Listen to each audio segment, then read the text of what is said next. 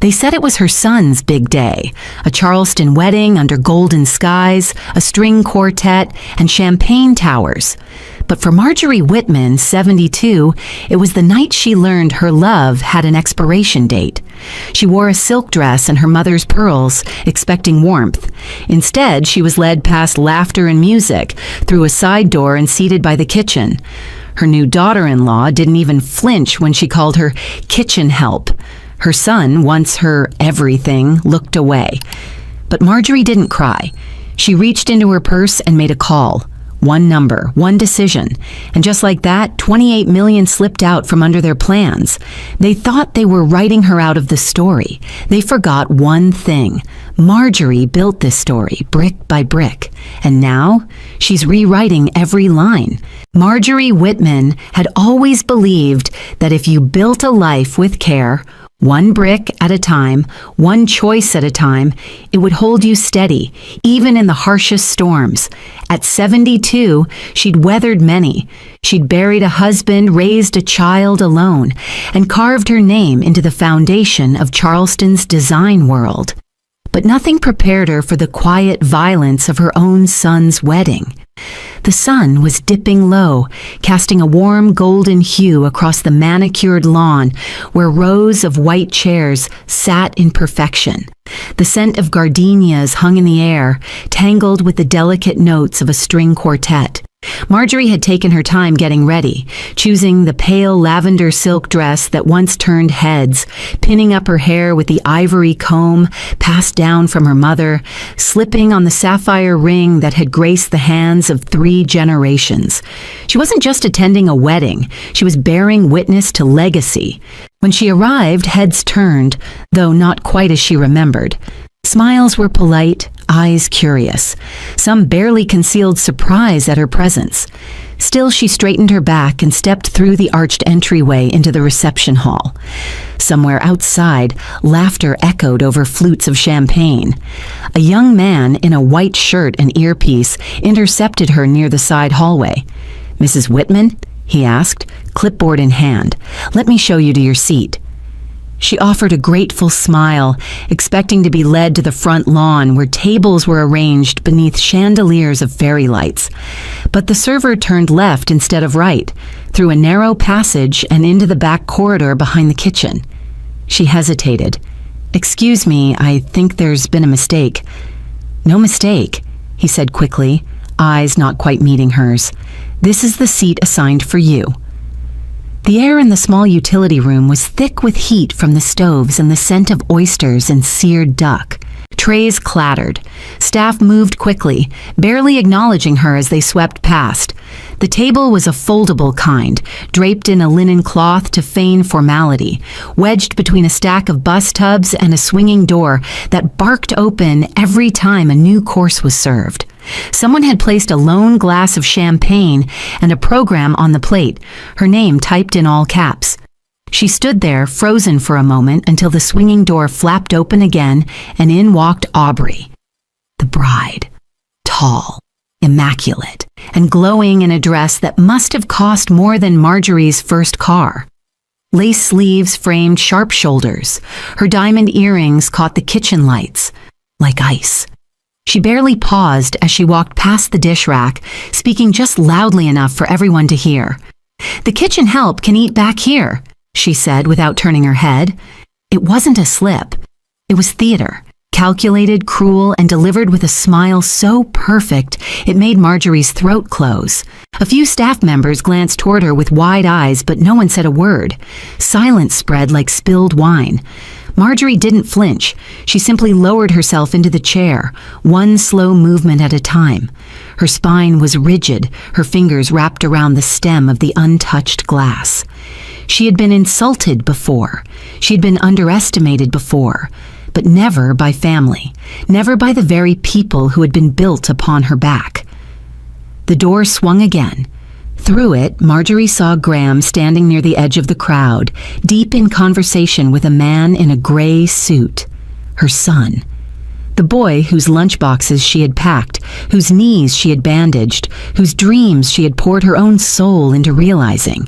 He looked at her, just for a second. Their eyes met. He looked away.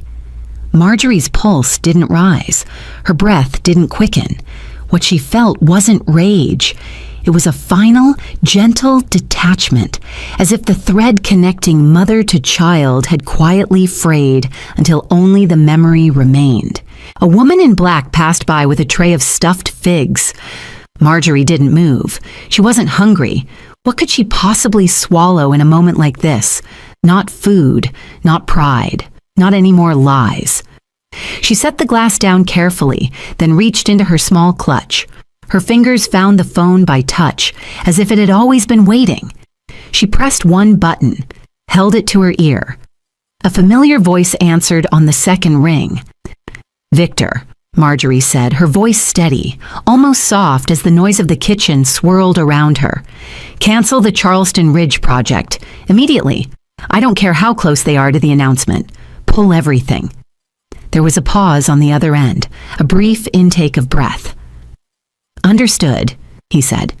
She ended the call and slipped the phone back into her clutch like she'd just ordered tea. The quiet satisfaction wasn't from revenge, it was from clarity. Marjorie Whitman was not the kitchen help. She was the foundation under their success. And the foundation had just shifted.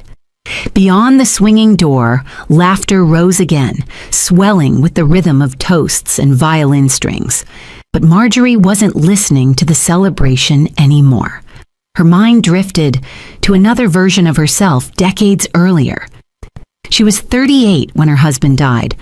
A sudden heart attack in the middle of a Sunday, with laundry still in the basket and a roast half-cooked in the oven. Left with a mortgage, a toddler, and a design degree that had sat untouched for years while she played housewife. People whispered condolences. Some offered casseroles.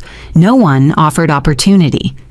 At night, when Graham was asleep, she would clear off the kitchen table and sketch under the glow of a second-hand drafting lamp. Tracing paper curled at the edges. Her pencils dulled faster than she could sharpen them. She chased small projects, porch enclosures, attic conversions, powder rooms for neighbors with deep opinions and shallow pockets. But it was something. It was hers. She remembered the first time she got paid more than rent money. It was a wine bar redesign, and she'd convinced the owner to knock out a wall for light. They hugged in the dusty rubble after the reveal. That night, Graham drew her a picture, a smiling stick figure with curly hair, holding a hammer in one hand and a heart in the other. Underneath, in clumsy crayon, "My mom is a builder." The O in mom was shaped like a little sun. She still had that drawing, tucked inside a drawer in her home office, untouched by the rebranding her son and daughter-in-law had forced onto the company. Whitman and Coors had once been her pride, her vision. Built while raising a child, while grieving a husband, while saying no to every easy out. The firm's signature layered textures, its riverside studio, the open office layout, those were hers. But now, the brochures only featured Graham and Aubrey, posed in sleek suits in half-built homes, smiling like they had built the empire with bare hands.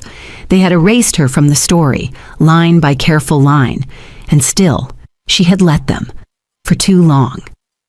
She adjusted the pearl bracelet on her wrist, her mother's, the same one she'd worn to her own wedding. It felt heavier now, or maybe she had simply stopped pretending it was just jewelry. These heirlooms were more than decoration. They were armor. Across the kitchen, a younger server offered her a nervous smile. Marjorie returned it with grace. She wasn't angry with the staff. They were just pieces on the board. The real players were still outside, sipping Dom Perignon and thinking they'd won. But the deal Graham had been counting on to fund the expansion of his own side venture, one he hadn't even had the decency to brief her on, was now ashes. The press would be waiting for the announcement during the reception. He would step up, expecting applause. Instead, he'd be holding an empty folder. She imagined the flicker of confusion on his face, then panic, then realization, not rage, not yet. That would come later. First, there would be disbelief, because people like Graham and like Aubrey believed kindness was weakness. They misread grace as absence. They forgot who taught them strategy, who paid their tuition, who proofread their first pitches. Marjorie leaned back slightly in her chair, the hum of the refrigerators and clatter of dishes becoming white noise. Through the small window in the kitchen door, she saw Graham raise his glass in a toast, completely unaware. Aubrey clung to his arm, laughing, unaware that the floor beneath them was already beginning to crack. She didn't smile. That would come later, too. For now, she just watched. People assumed silence meant surrender, but Marjorie knew better. Sometimes silence was the sound of a match being struck. The change didn't happen all at once. That was the cleverness of it. At first, Marjorie noticed her name was missing from the footer of the Whitman & Cowers website. She told herself it was an error, a temporary redesign. Then the glossy brochures arrived, with Graham and Aubrey front and center, posed inside one of her earliest residential projects, now labeled a flagship concept by the new visionaries. The text glowed with words like modern elegance and redefined legacy, but not once did it say Marjorie. She flipped to the last page, no mention of the founder, not even a footnote. A week later, she received an invitation. Well, Clara did and passed it along, to the firm's spring gala. Only it wasn't addressed to Marjorie Whitman, founder, but rather Ms. Whitman, guest emeritus. She held the card in her hand for a long time, reading it over and over as if the title might change. Guest emeritus, she whispered, the words foreign and hollow. At the gala, she wore navy silk and stood by the fountain sipping water while clients, investors, and young architects buzzed around tables covered in miniature models and catered hors d'oeuvres. Aubrey worked the room like it was her own private court. Graham smiled on cue. No one introduced Marjorie. No one asked for a quote or even a memory. When she tried to speak to an old colleague, the woman blinked and said, "Oh, I thought you'd retired." Retired. She'd never said the word, never signed any paper. But somewhere along the way, someone had said it for her and it had stuck. She went home that night without saying goodbye. It wasn't just the public face of the company that changed. Inside the firm's studio, where Marjorie had once worked with her sleeves rolled up, balancing blueprints with coffee cups, the walls now bore black and white portraits of Aubrey and Graham, captured mid-discussion, pointing at designs that Marjorie recognized instantly. Her designs, her sketches. Even the custom wallpaper line she had spent 5 years perfecting, an homage to Charleston's historic facades, had been quietly renamed the Aubrey Collection. The press release used her original language almost word for word, but not once cited its creator. Clara, always sharp and loyal, began documenting everything. She'd worked for Marjorie for 18 years and had developed an instinct for storms before they hit. She printed old internal memos and compared them to recent ones, highlighted shifts in authorship, tone, credit lines. She archived photographs, noted who was cropped out. She downloaded emails before they disappeared. It was meticulous work and silent. Clara never asked permission. She simply knew that what was happening wasn't right. One morning, Clara placed a manila folder on Marjorie's breakfast table. Inside were over 30 pages of what she titled The Quiet Rebrand. "Your name has been systematically removed," she said, "from all public-facing materials and most internal communications. They haven't said it out loud, but they've restructured the company's narrative to exclude you." Marjorie flipped through page after page. Images of web pages, social media posts, press releases, email threads. Her signature removed from the letterhead. Her quotes replaced with Graham's. Even the anniversary history page now began with, "In the early 2000s, Whitman and Cowers emerged as a leader under the direction of Graham Whitman and his wife Aubrey." No mention of 1993. No mention of the widow who had built the firm out of her dining room while her son played with Legos under the table. Marjorie closed the folder. Her hands didn't tremble. She looked at Clara. "Thank you." Clara nodded, and for the first time in weeks, her eyes shimmered, not with anger, but with a silent question. "What will you do?" Marjorie didn't answer. Not yet. She spent the rest of the afternoon in her study, surrounded by the blueprints of a different life. On one wall hung her first commercial project, a bookstore cafe near Broad Street, still open today. On another, a framed letter from a single mother who had written, "You made our home beautiful when we couldn't afford hope." This was not about credit, it was about truth. And the truth was being overwritten, one polished sentence at a time. Marjorie had no intention of screaming. She would not demand recognition from people who no longer valued the story. No, she would build something new, something they couldn't erase. But first she had to reclaim the materials, brick by brick. The betrayal did not announce itself with horns or headlines. It crept in through the cracks, like water slipping beneath a door until the floorboards began to rot. Clara had a hunch first. She'd noticed inconsistencies in the ownership filings of several design patents, subtle changes, barely detectable unless you were looking for them, and Clara always looked. One rainy Thursday morning, Marjorie sat across from her in the study while Clara laid out a file of recent transfers. Marjorie scanned the papers, her eyes narrowing. "These aren't just public-facing changes," Clara said softly. "They're legal." The documents showed a shift of intellectual property rights.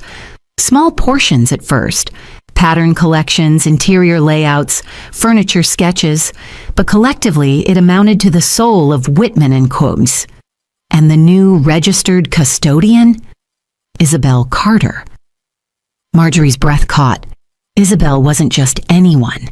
She was Marjorie's goddaughter, the orphan niece of an old friend, taken in at 15 when her parents died in a car crash. Marjorie had paid for her boarding school, her college tuition, had brought her into the firm as a junior associate, and mentored her personally for years. When Isabel got her first solo project, Marjorie had clapped the loudest. She felt the folder grow heavier in her hands. "There must be a mistake," Marjorie said. But her voice lacked conviction. Clara didn't respond. She didn't need to. Marjorie went through the paperwork again, slower this time. Isabel had been listed as the recipient of the intellectual property not directly under the firm's umbrella, but through a newly formed shell entity. Whitman Legacy Holdings, a name chosen with just enough irony to sting. She closed the folder and leaned back in her chair, the rain tapping gently on the windows behind her. Silence pooled between them. It wasn't just the betrayal, it was who it came from. She remembered Isabel at 17, curled on her guest bed after a bad day at school, crying about being alone in the world. Marjorie had sat beside her, brushing her hair back gently and whispering, "You're home now, you're safe." She remembered writing the first check to cover her art supplies, hosting her graduation dinner, standing in the audience when Isabel won her first design award and mouthed, "Thank you." And now this. A slow, precise incision. She didn't cry. Not yet. Instead, she stood, walked to the cabinet, and retrieved a bottle of bourbon from the back, something she rarely touched. She poured 2 glasses. Clara accepted hers wordlessly. "People show you who they are when they think you owe them something," Marjorie said after a long sip. Then, without hesitation, she picked up her phone and dialed Victor. "I need you to pull all IP filings tied to Whitman Legacy Holdings," she said, "and anything Isabel Carter's name is on. We're contesting everything, effective immediately." Victor didn't ask questions. He never did. By Monday, legal filings were underway. Isabel received a cease and desist notice along with a formal revocation of all access to firm archives, design banks, and client records. Marjorie didn't call her. She didn't want explanations. If Isabel had doubts, she would have come forward before the papers had ink. The fallout rippled quickly. Investors who had remained neutral now asked for clarity. Journalists began requesting background on ownership disputes. Marjorie responded with a single press release. All original intellectual property associated with Whitman & Coser remains under the authorship and legal protection of its founder, Marjorie Whitman. Unauthorized use will be pursued accordingly. Simple, sharp, final. But beneath the surface, The damage was deeper than ink or contracts. Later that week, Marjorie stood alone in the studio's materials room, where swatches of fabric and color palettes lined the walls. She ran her fingers across a familiar wallpaper sample, one she had designed in Isabel's second year, inspired by the vine patterns from Marjorie's grandmother's china. She had let Isabel name it, Heritage Bloom. Now it belonged to no one but the lawsuit. She sat down at the drafting table, placed both hands flat on the wood, and closed her eyes. There was a kind of grief that didn't scream. It just settled, like dust, like ash. But not for long. She straightened, turned on the lamp, and pulled a fresh sheet of paper from the drawer. It was time to reclaim what was hers. By the end of the month, Victor had helped her re-secure the copyrights and patents. Clara updated all internal access controls. They created an entirely new, airtight trust. MW Foundation Designs. Marjorie's name, her terms, her oversight. Graham and Aubrey weren't informed. They didn't need to be. One layer at a time, she pulled her legacy back from the edge of erasure. One brick at a time. The wall was being rebuilt, stronger, and this time, impenetrable.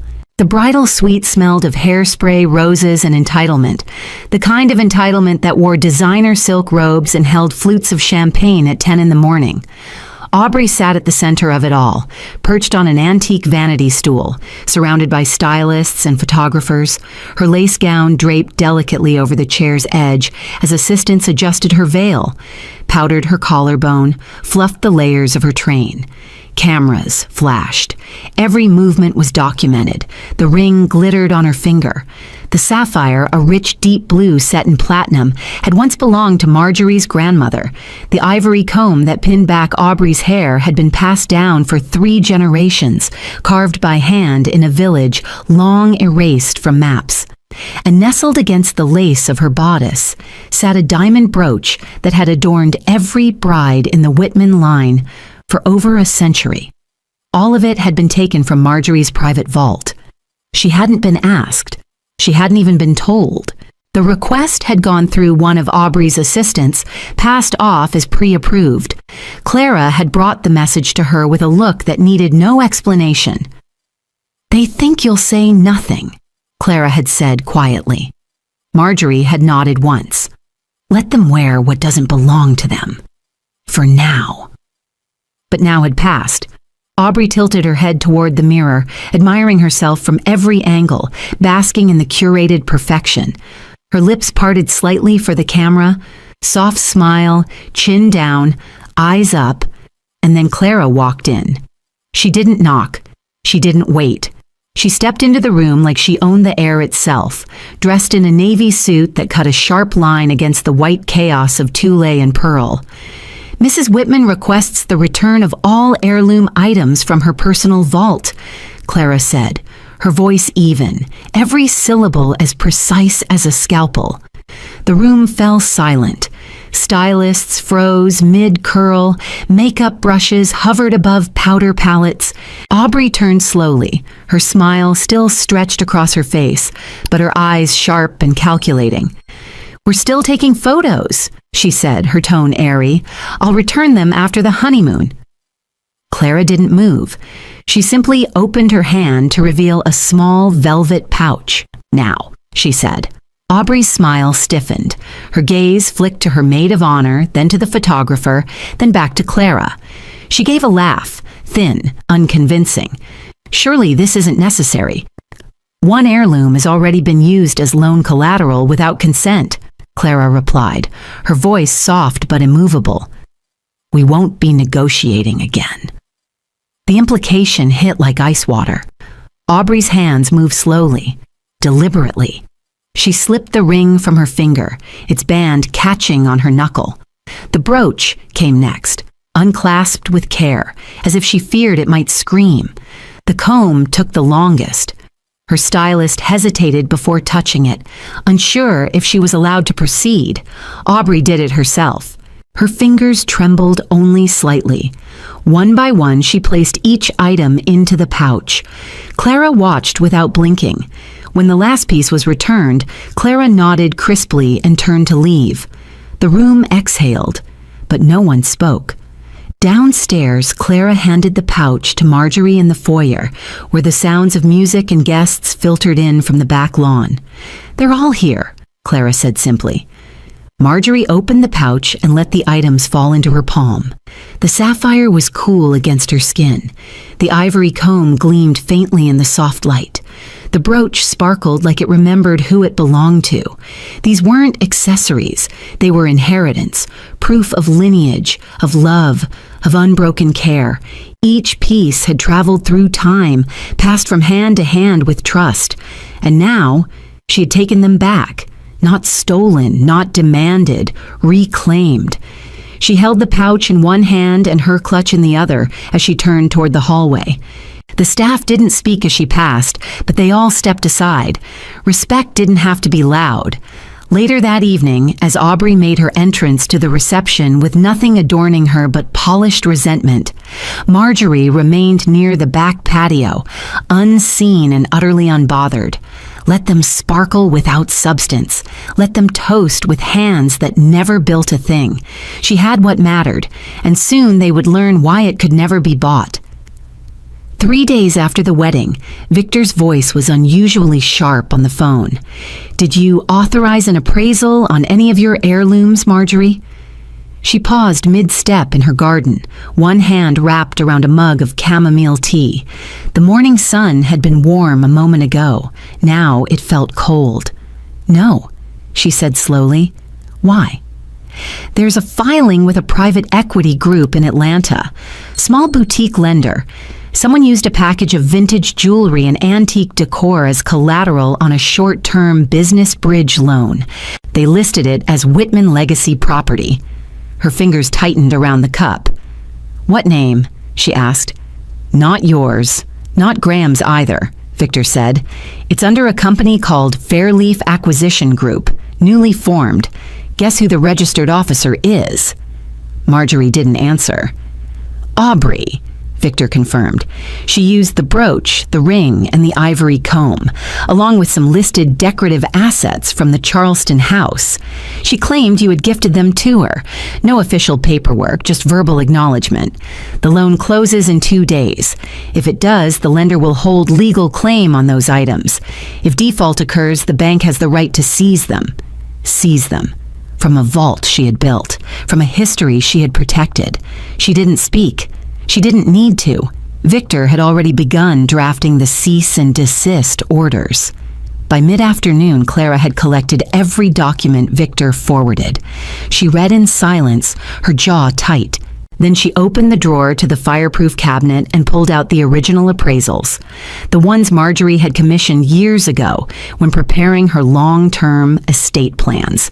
Each item had been photographed, described, and notarized under her sole name. "This was more than overstepping," Clara said. "She forged a chain of implied ownership, claimed you gave her the items as a wedding gesture." Marjorie stared out the window, her eyes locked on a single red camellia blooming against the gray trellis. "She thought I'd stay silent," she said quietly, "that I'd be too embarrassed to fight over it." "But this isn't about the jewelry," Clara replied. "It's about precedent. If she can claim this, she can go after more." Victor filed an emergency injunction. The bank agreed to pause closing for 24 hours pending ownership review. But that window was narrow, and in private finance, narrow was dangerous. By the next morning, a courier arrived with a counterclaim. Aubrey's team attempting to push the transaction through, citing urgency, referencing scheduled disbursements for development projects tied to Graham's name.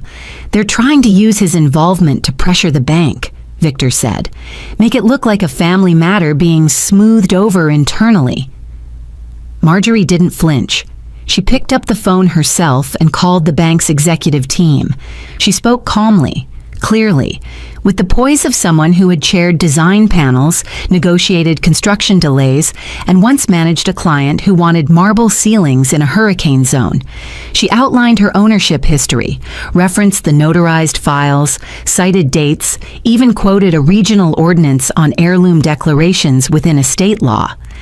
By the time she hung up, the banker had promised her personally, if documents arrived before 5:00 p.m., they'd cancel the agreement entirely. She sent Clara racing across town with the originals. Time ticked like thunder. At 4:59 p.m., the stamped envelope landed on the banker's desk. And just like that, the loan collapsed. No funds released, no titles transferred, no jewelry lost. Aubrey had tried to leverage sentiment into capital. She left with nothing. Marjorie didn't announce the victory. She didn't call Graham or confront Aubrey. The silence itself was a verdict. The only sound she allowed was the gentle closing of the safe as Clara returned the heirlooms to their rightful place. But that evening, as the sun dipped behind the trees, Marjorie made a quiet decision. No more trust by default. She called Victor again and instructed him to begin transferring every valuable asset, design rights, antiques, accounts, physical property, into a new structure, the Whitman Independent Trust. Private, shielded, bound by legal code and moral clarity. Only Marjorie would hold access. No other party could borrow against it, claim it, or even reference it in legal filings without exposure. It was more than protection. It was a reclamation, a lifetime of work, memory, and meaning, finally anchored in hands that would not let go. And when it was done, she exhaled, feeling something she hadn't in weeks. Peace. The sun had barely risen when Marjorie stepped into Victor's office, her heels quiet against the polished wood floor. The space smelled faintly of cedar and coffee, two scents that always reminded her of decisions, serious ones.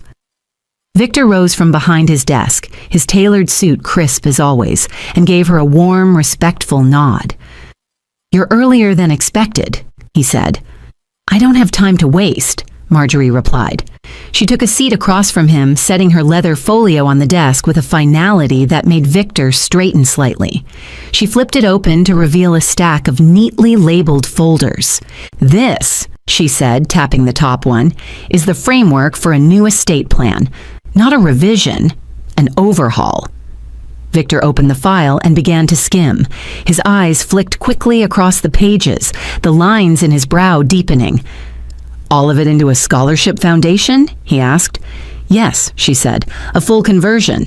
I want to redirect my entire estate, real assets, intellectual property, and investments into a perpetual trust." Victor raised an eyebrow. "And the purpose of the trust?" "To provide scholarships and mentorship programs for women from underrepresented backgrounds who want to study architecture or design.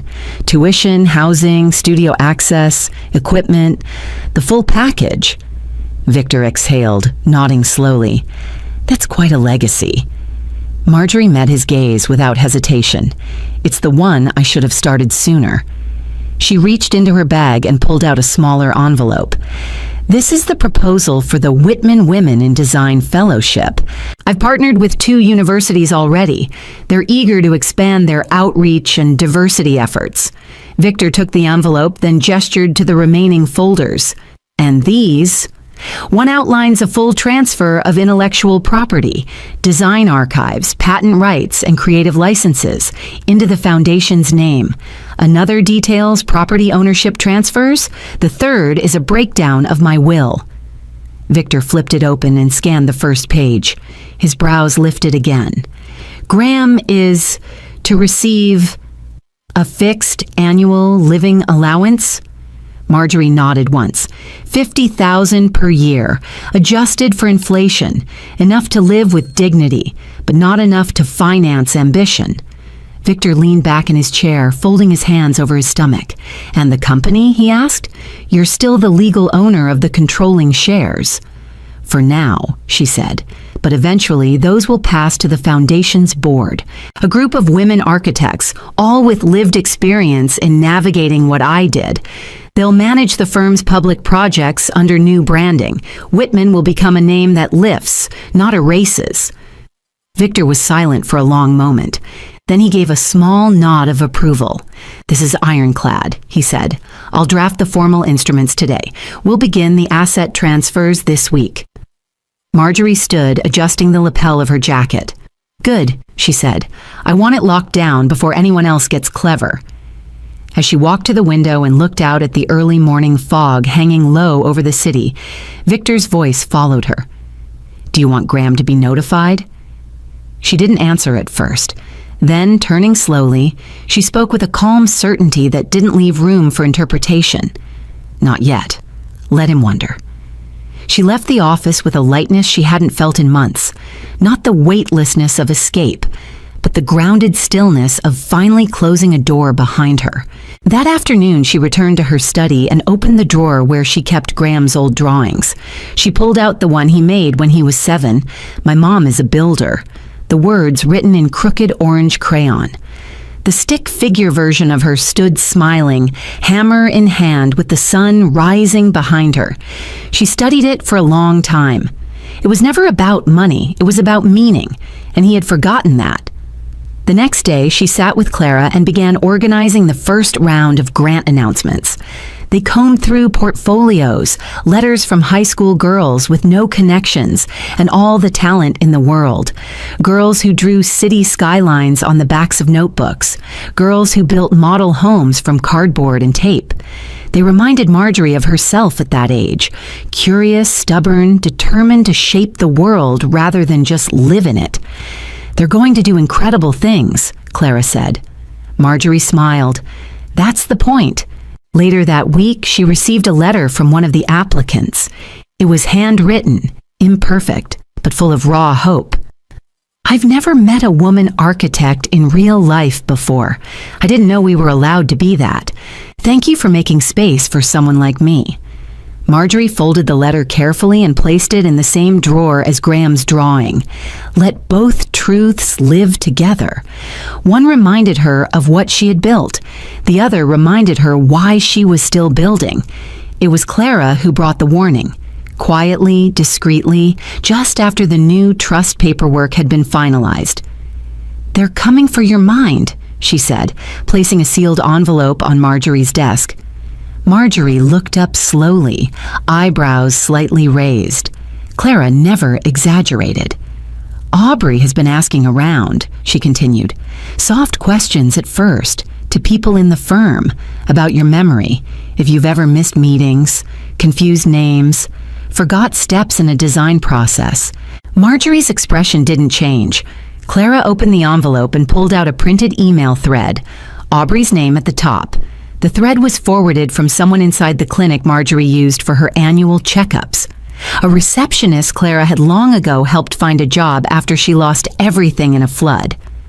"She thought you should see this," Clara said. The email was brief, but damning.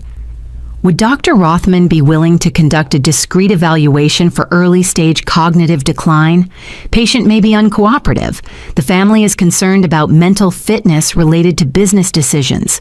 It's urgent. No diagnosis. No consultation. Just the beginning of a paper trail. One that could be manipulated, misquoted, and used to start a competency challenge. Marjorie read it 3 times. Then folded the paper, placed it neatly back in the envelope, and reached for her tea. "They always try to take a woman's voice by questioning her memory," she said. Clara was quiet. Then she said, "What do you want to do?" Marjorie set her cup down carefully. "We give them what they want." The following week, Marjorie called a board strategy meeting under the pretense of evaluating expansion partnerships. Aubrey was invited, of course. Graham, too. Clara sat silently in the corner, just another assistant in the room. At exactly 9:17 a.m., with 5 people in attendance and 1 anonymous participant joining by speakerphone, Marjorie fumbled a name on the presentation screen. "Oh, where's the file for the Charleston Ridge layout?" she asked. "Or was that one we—" "Oh, never mind." Aubrey's eyes flickered, barely masking the gleam. Later in the meeting, Marjorie mispronounced a vendor's name. She trailed off while describing an older project's dimensions, just enough to plant doubt. When the meeting ended, she gathered her notes slowly, acting as if she were flustered. Aubrey lingered in the room, tapping her phone. Marjorie excused herself, saying she needed to use the restroom. In reality, she walked 2 doors down the hallway and stopped outside an office that had been temporarily vacated. Clara was already inside, laptop open, recorder running. The speakerphone still connected.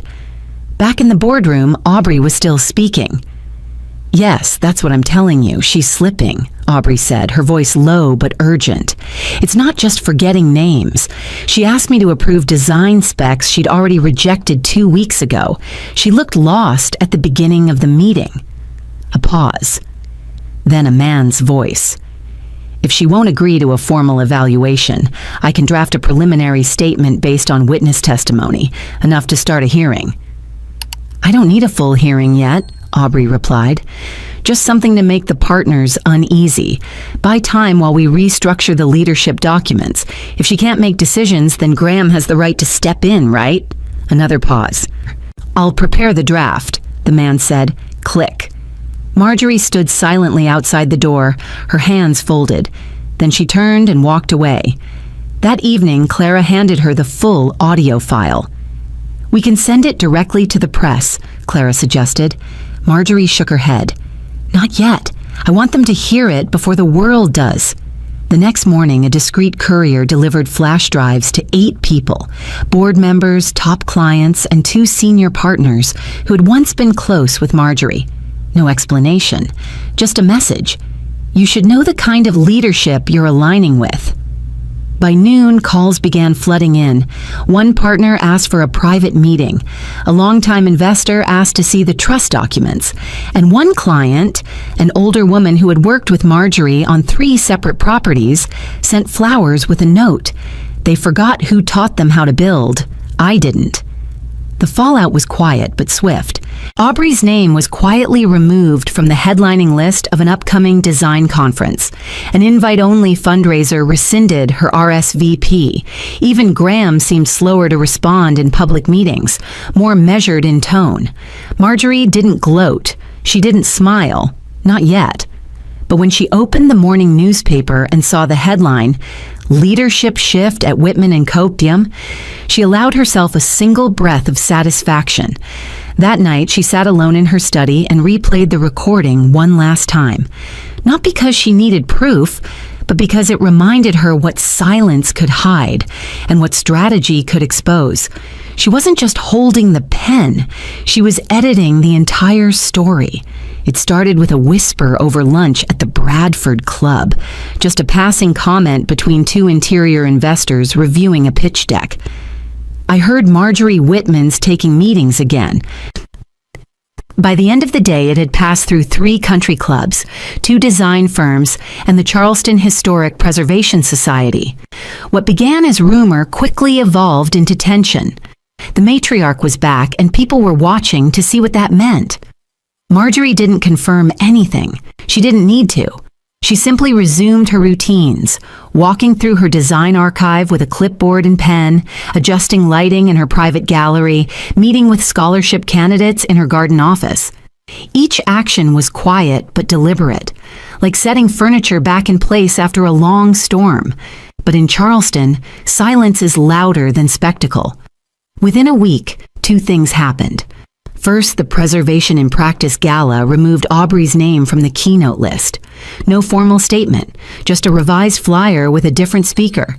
The event's organizer, a soft-spoken woman named Florence James, sent Marjorie a handwritten note. "I thought it best we heard from someone who actually built something." Second, one of the firm's oldest clients, a family with 5 generations of wealth and history, pulled their restoration contract, citing a shift in strategic direction. Word was they had heard the audio. No one said so out loud, but everyone knew. It moved like humidity in the air, clinging to conversations. Aubrey's circle began to tighten. Invitations once sent to her by default now went quiet. Event organizers began choosing neutral parties or skipping controversial names altogether. At networking dinners, chairs near her remained conspicuously empty. What once had been admiration turned into polite distance. Graham, too, began to feel it. A month earlier, he had walked into rooms with swagger. Now he lingered by the door, reading the energy before stepping in. He noticed the shift in tone when he mentioned his mother. A partner excused himself early. A designer failed to return calls. Clients started asking more questions about contracts, about ethics, about oversight. Marjorie didn't comment publicly, but Clara noticed how she carried herself differently. Shoulders straighter, voice steadier, not smug, just certain. One evening, Clara brought in a sheet of paper with a short list. "These are the people who still check in," she said. "On you, not just the company." There were only 8 names. Marjorie stared at the list, recognizing each one. A client from her earliest days who once let her renovate on a handshake deal, an old supplier who'd sent her flowers when her husband died, a junior designer she'd mentored for free when she couldn't afford tuition. 8 names, 8 people. It wasn't a large circle, but it was real. She folded the paper and placed it in her drawer with Graham's drawing and the scholarship letter. That drawer was becoming a kind of altar, memories, intentions, and truths that mattered more than applause ever could. Later that week, Marjorie attended a community art auction. She hadn't planned to, but Clara convinced her. "People remember who shows up," Clara had said. She wore a deep emerald shawl and simple pearls, nothing extravagant, but when she entered the hall, conversation dipped, just slightly. Then someone stepped aside to let her pass. Another nodded quietly. A third woman, someone Marjorie didn't know well, reached out and touched her arm gently, offering only a few words. "Good to see you again." That was the thing about Charleston. It never bowed loudly, it nodded, and the nods were returning. Toward the end of the evening, Marjorie walked past a painting titled Framework. A young artist had created it, a swirling blend of blueprint lines and watercolor shadows. It reminded her of late nights at her dining table, drafting plans while Graham slept nearby. The artist, barely out of college, stood nearby, eyes wide.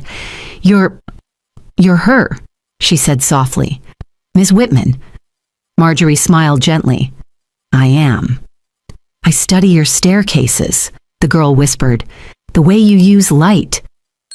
Marjorie didn't respond immediately. She simply looked at the painting again. "Keep building," she said. "Make them climb to something worth seeing." When she returned home that night, Ruth, the estate manager, was waiting with a letter in hand. "It's from the board," she said. "They're asking if you'd consider taking a formal advisory role again." Marjorie read the note without emotion. At the bottom, 7 signatures. She folded the paper. "Tell them I'll advise," she said, "on one condition." "What's that?" Ruth asked. "I don't want a title. I want a legacy." Ruth smiled. Marjorie walked to her study, sat in her favorite chair, and looked out at the magnolia tree glowing under the porch light. Respect wasn't something you demanded. It was something that returned, quietly, firmly, with each nod that said, "We remember who you are." The knock came just after 6, when the lake was still and the sky bled orange against the glass. Marjorie hadn't expected company. Ruth was out tending the garden. Clara had gone home early. The house, for the first time in weeks, was quiet. She opened the door slowly, already sensing who it might be. Graham stood there, alone. No suit jacket, shirt wrinkled, collar askew, eyes dull, as if the shine had been rinsed out of them in a long, hard rain. "Hi, Mom," he said. Marjorie stepped aside. He didn't wait for an invitation, just walked into the foyer like he used to when he was 14 and had flunked algebra. She followed him into the sitting room, her footsteps slower than his. Measured. "I figured I should come by," he said, "before you heard it from someone else." She didn't offer tea, didn't sit. "I assume you're not here to apologize," she said quietly. Graham gave a crooked smile that didn't reach his eyes. "No, I'm here because Aubrey left." Marjorie's breath hitched, but only slightly. "She moved out 3 days ago," he continued, "took the car, canceled the vendors on 2 projects, and told her lawyer to handle the rest." Marjorie folded her arms. "She left you," she repeated. Not surprising. Graham's expression tightened. You don't have to sound so satisfied. I'm not satisfied, she replied. I'm informed. He sat down, elbows on his knees, face buried briefly in his hands. It's all unraveling, he said. Investors pulled out. Half the staff is asking for transfers, and the board, he gave a sharp laugh. They're calling you again, you. Marjorie didn't respond. I came because I thought maybe, he trailed off, then looked up at her, voice suddenly softer. Maybe we could reset things, rebuild, as a family. She said nothing. He stood, took a step closer, hands slightly open in the space between them. Look, I know it's been tense, but you've always said blood matters. That family is the foundation. Maybe we could, work on a joint statement. Present something united. Her gaze didn't waver. You want me to put my name beside yours again, she said, to help you recover what you lost. Graham hesitated. It's not just about that. It's about trust, redemption. She studied him carefully, and for a moment, just a moment, she thought maybe, but then he added, a united image would calm the donors, and if we realign the trust language slightly, just for the firm's assets, it would look less like a power grab and more like succession. Her heart went still, not because she was shocked, but because she had hoped, against all better judgment, that he had come for something human. Instead, he came for leverage. You're being pressured, she said almost gently. Graham looked away. Aubrey? She asked. He nodded. Her lawyers. They say if I don't retain certain holdings, she'll sue me for breach of fiduciary duty.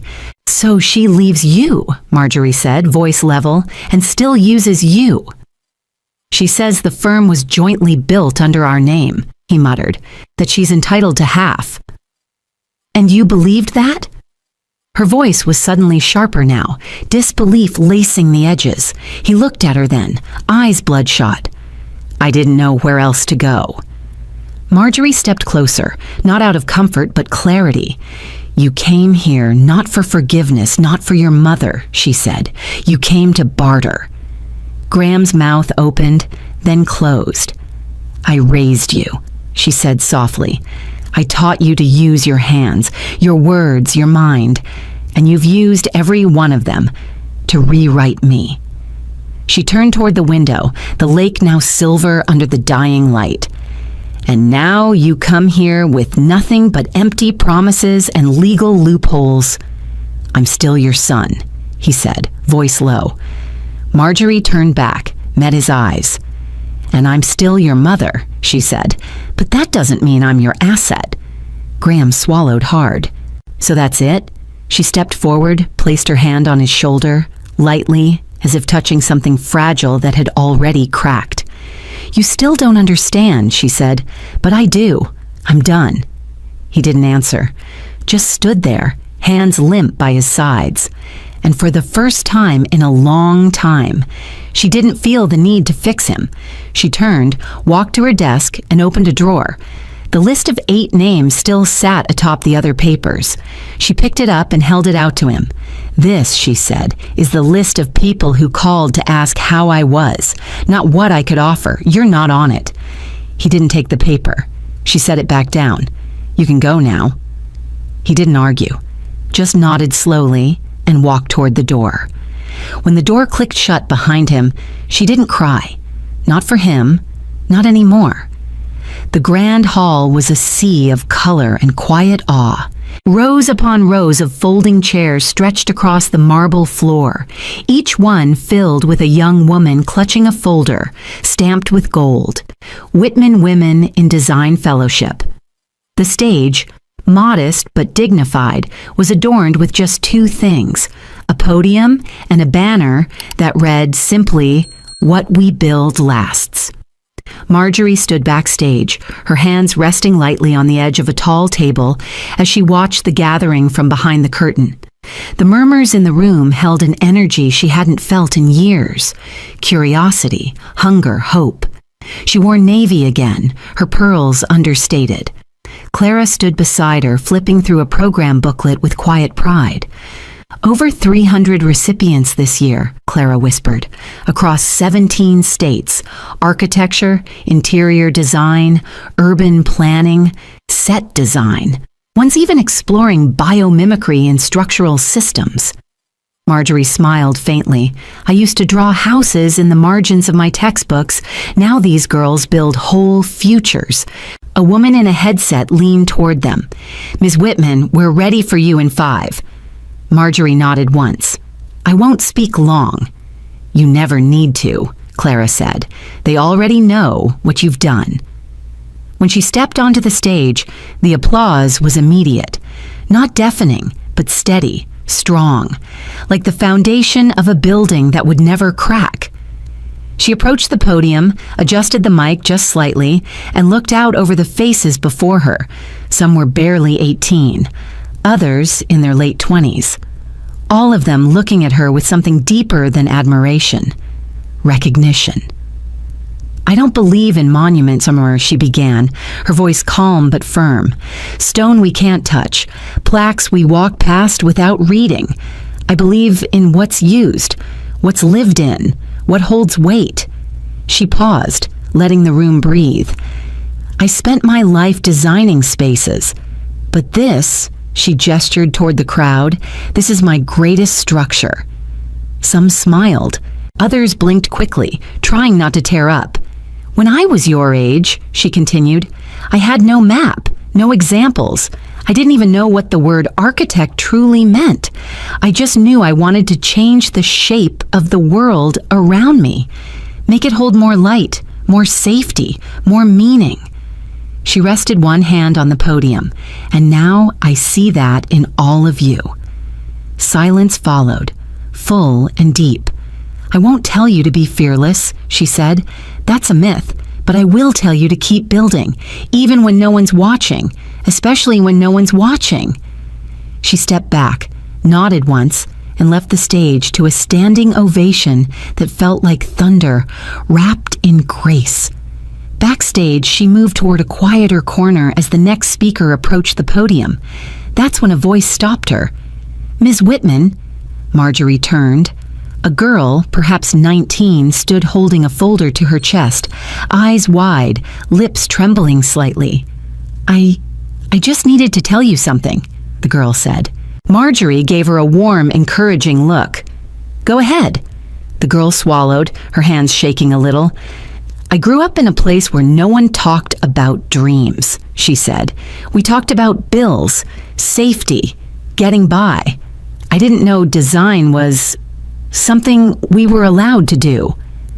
She opened the folder slowly, revealing a page inside, a rough sketch of a small library with sunbeams drawn across reading benches. "This is what I want to build one day," she said. "A space where girls like me can find books and feel safe. But I never thought I could. Not until I read about you." Marjorie stepped closer. "Because of you," the girl whispered, voice catching. "I applied. I dared to think maybe I could belong here, and now I do." Marjorie didn't speak. She simply reached out and gently closed the folder. "Then build it," she said, "exactly the way you imagine, because if you can see it, someone else will too." The girl burst into tears, silent, overwhelmed, and Marjorie did something she rarely did with strangers. She pulled her into a soft, steady hug. That evening, as twilight settled over the Charleston skyline, Marjorie sat by her window, a cup of tea cooling beside her. The lake outside was still, the air thick with the scent of magnolia. Ruth entered quietly, placing an envelope on her desk. "A thank you letter," she said, "from a board member. They're asking if you'd consider making the fellowship an international initiative next year." Marjorie raised her eyebrows. "We'll see," she said.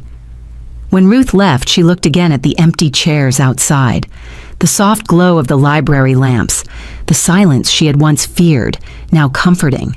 The firm may bear her name, the house may hold her heirlooms, but this The girl with the dream of a library, the applause that didn't need a headline, the silence that spoke of something earned. This was her true legacy, and it would stay, even when she no longer did. The morning sun warmed the edges of the small community park, where sawhorses and paint buckets lined the cracked pavement. Volunteers moved between half-built benches and stacks of timber, laughter echoing as children darted between piles of donated books. Marjorie stood at the edge of the makeshift site, clipboard in hand, watching a group of teenage girls carefully sand down the edges of what would soon be the town's first free little library. The grant had gone through 2 weeks earlier, her foundation's 7th community-funded renovation that season. She was reviewing a checklist when she heard his voice. "I think this beam's crooked." She turned slowly. Graham stood across the playground, wearing jeans and an old t-shirt stained with paint. His sleeves were rolled up, hands already dirt-smudged, sweat beading along his hairline. He wasn't surrounded by cameras. There were no assistants nearby, no photographers, no press, just Graham, alone. "I didn't want to call ahead," he said as he walked toward her. "Didn't think I had the right to." She said nothing. "I saw the newsletter," he continued. "Community build, kids, books. Thought maybe I could help." She gave a slight nod and turned back to the site. "They need help with the climbing wall, and the seating beams are uneven." Without another word, he joined the team of teens hauling lumber to the shaded edge of the playground. For hours, they worked in tandem, wordlessly, rhythmically. He listened when corrected, laughed once or twice with the younger boys when one tried to paint a smiley face onto a seesaw. When one child scraped her knee, he was the first to fetch a bandage. Marjorie watched from a distance, observing, not measuring. Later in the afternoon, after most of the kids had gone home and only a few volunteers remained packing up, Graham approached her slowly, a small wooden box in hand. It wasn't elaborate, worn on the corners, a clasp slightly bent. He placed it gently on the picnic table where she sat, then stepped back. "I kept this," he said, "through every move, every redesign, even when I thought I didn't care anymore." She looked at the box, then up at him. "I found it again last week when clearing out the guest house." She opened the lid. Inside, carefully preserved under a layer of parchment, lay a folded piece of yellowing paper. Graph lines faded, pencil smudges worn soft by time. But the image remained, a single-level cottage design, compact but clever, with a small reading nook by a round window. It was the first drawing she had ever created post-college, the one she never submitted to a firm because she just found out she was pregnant. She hadn't seen it in decades. "I used to look at this," Graham said. "When I was a kid, I thought it was magic, how someone could turn lines into a place." He sat beside her, not too close. "I messed up," he said finally. "I listened to the wrong people. I tried to protect something that was never mine to control." She didn't interrupt. "I'm not asking for the company," he said, "or the house, or your